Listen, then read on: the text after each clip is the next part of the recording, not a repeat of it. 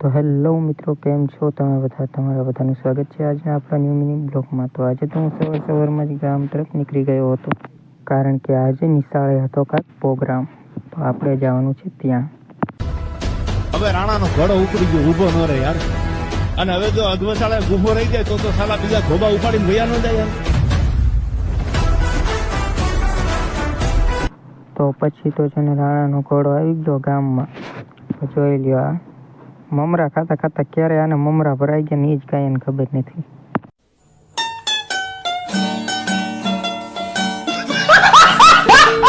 Finally પછી તો અમે આવી ગયા નિશાળે.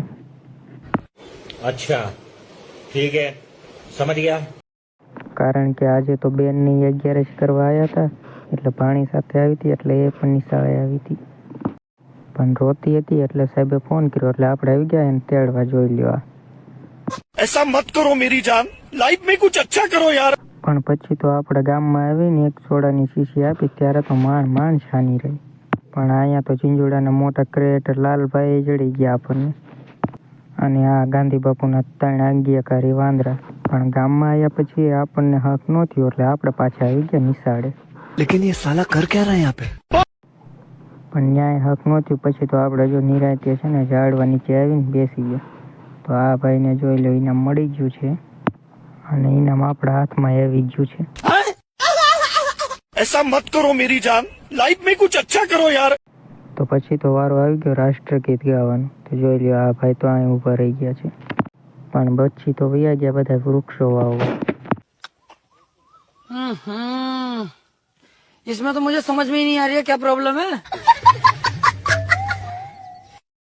પછી તો ફાઇનલી નવી ગાડીઓની મુહૂર્ત થઈ ગયું છે.